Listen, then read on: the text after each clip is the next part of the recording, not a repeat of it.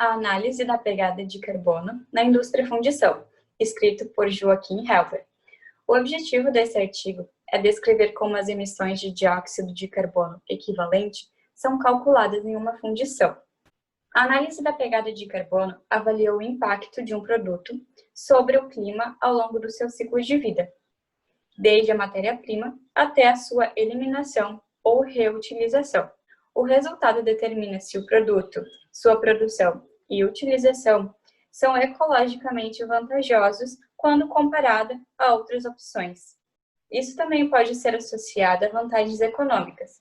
Para os fornecedores da indústria de fundição, esse instrumento já é uma realidade, em especial no caso de fabricantes de aditivos.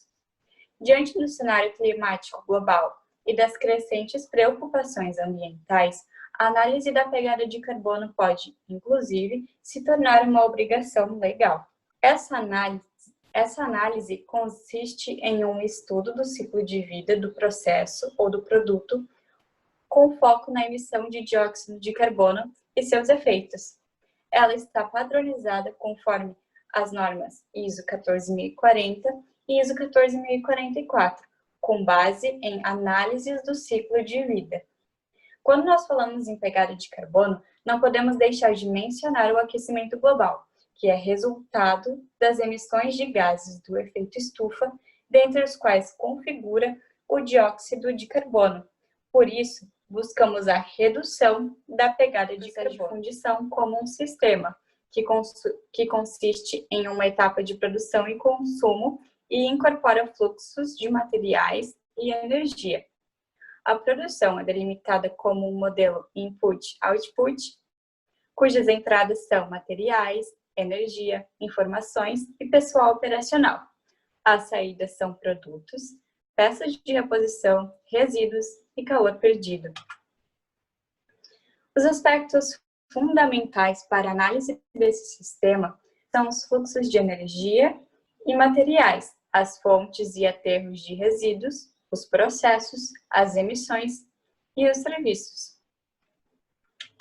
A cadeia de abastecimento upstream fornece os insumos para a realização do processo de fundição, a usinagem, a montagem, e entramos na cadeia de produção downstream, que conduz o produto às suas etapas finais e, finalmente, ao aterro ou à reciclagem.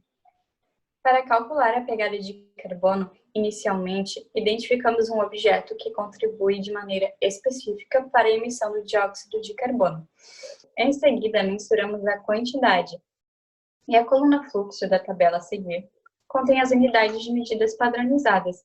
Por exemplo, para o transporte de material, utilizamos toneladas vezes quilômetros.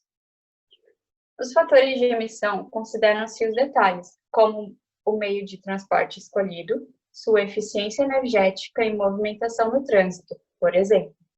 Na tabela 2, há um recorte de fatores de CO2 equivalentes. Os fatores de emissão consistem na relação entre a quantidade de poluição gerada e a quantidade de matéria-prima utilizada. O consumo de 1 megawatt-hora de coque de fundição, o fator equivalente de 0,38 toneladas de CO2. Sobre o estudo de caso, escolheu-se um exemplo fictício, mas onde os dados apresentados são reais.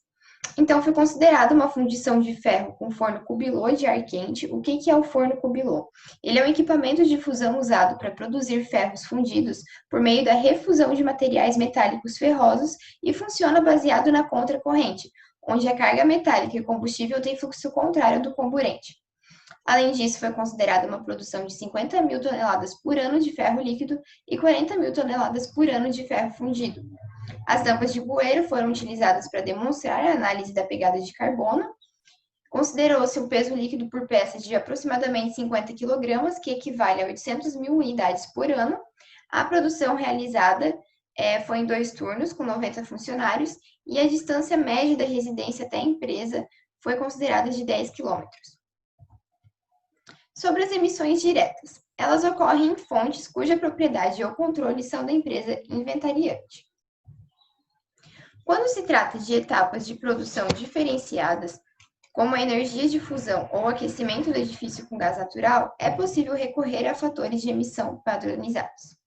No entanto, se estes dados não estão disponíveis, como o consumo de combustível dos funcionários no caminho para o trabalho, por exemplo, é possível escolher entre um exame muito diferenciado dos comportamentos individuais ou valores médios ponderados, obtidos em outros estudos. Como a Ju já introduziu ali no começo, os cálculos feitos levaram ao resultado de 19.050 toneladas de dióxido de carbono para 40.000 toneladas de tampas de bueiro, que isso equivale a 0,48 toneladas de dióxido de carbono por tonelada de ferro fundido. Para peças fundidas mais complexas, é possível adotar um valor aproximado de 0,5 tonelada de dióxido de carbono por tonelada de ferro fundido, enquanto para peças usinadas, como as automotivas, por exemplo, considera-se 0,6 a 0,7 toneladas de dióxido de carbono por tonelada de ferro fundido. Neste caso, é possível produzir muitas vezes com fatores de emissão bem mais favoráveis, em virtude das grandes séries. Aproximadamente 94,5% das emissões diretas de dióxido de carbono dessa fundição estão associadas ao consumo de combustíveis fósseis e à sua combustão. As emissões oriundas do calcário de aplicações de dióxido de carbono contribuem com menos de 6%. Aqui vale destacar que o consumo de energia resulta em emissões de dióxido de carbono nos produtores de energia elétrica, mas não nas fundições, por isso ele não é abordado neste artigo. As emissões indiretas, elas dizem respeito às emissões por fonte de propriedade ou controladas por terceiros, não são controladas pela própria empresa. Os fluxos de matéria e energia, eles são avaliados de acordo com os seus custos de extração ou produção, conforme as despesas de transporte para o consumidor e de acordo com os aspectos individuais ou generalizados. A seguir, vai aparecer uma tabela que ela contém a relação de materiais de carga típicos de uma fundição e as fontes de energia, de acordo com seus custos de extração e de transporte ou fornecimento. Aqui a gente pode observar as fontes, o que acontece nessas fontes e a quantidade de gás carbônico equivalente em cada uma dessas emissões. As emissões indiretas, a gente viu ali no finalzinho da tabela, que o volume médio é de 13.500 toneladas de gás carbônico por ano. Ele é um valor de referência, contém dados adequados para os grandes fluxos de material e é sensível em relação ao fator de emissão para a eletricidade e a distância de transporte sucata, ou seja, esses dois fatores são os que mais afetam. A maior dificuldade é quando há grande variedade nas funções, ou seja, atividades de pintura, massalatos, aditivos e materiais refratários. A contabilização posterior desta tabela envolve a entrega, instalação, inspeção e sucateamento das tampas de bueiro. As tampas elas devem ser fiscalizadas uma vez por ano, por segurança. E para isso é necessário percorrer milhares de quilômetros. Elas são instaladas na estrada com uma distância média de 50 metros entre si. Foram elaborados 3 cenários de diferentes hipóteses de transporte ou locais de utilização. O cenário 1 é uma distribuição de 800 km do local de produção, uma distância média de transporte de 400 km. Cenário 2, entrega para a China, Xangai, 31.000 km, mas navio grande. Cenário 3, Xangai, só que é navio de carga convencional, acionados com óleo bruto pesado. O dióxido de carbono equivalente estipulado para a utilização alcança uma média de 510 toneladas, calculada até o depósito de sucata. E os cenários 2 e 3 demonstram a possibilidade de se economizar 2.000 toneladas de gás carbônico com frete por ano. Qual foi a análise final da pegada de carbono no cenário 1?